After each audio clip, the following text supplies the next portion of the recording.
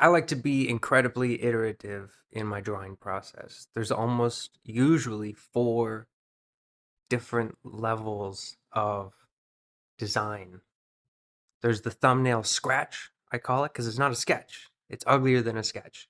It's just scratch. It's shape and flow and lines, and it doesn't have to. The only person that has to recognize what the thing is me. It can be as ugly as it needs to be, as long as it exists now. And then I do another layer, and it's like really start to put the shapes in the right idea, but it still gets to be ugly.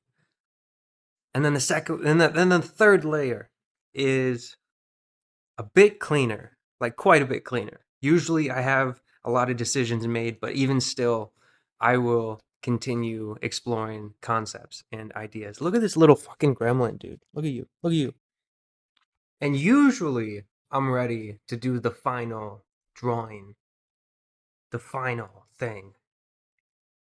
And still, it's very likely I'll end up doing 2 to 3 more layers of refinement and really nailing down everything that I'm looking for. And so, if that's something that you're struggling with, maybe you're not giving yourself enough leeway in the beginning of the design process. And maybe you might benefit with just more iterations, more trial and error. I used to not like thumbnails. My professors and teachers would tell me to do like 10 thumbnails before I was allowed to begin the drawing.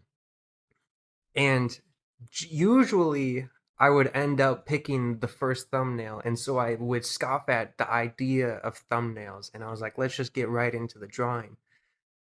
But I do a ton of thumbnails now. Even if I know I'm going to be picking the first thumbnail, at least now I feel that much more confident in moving forward with that decision.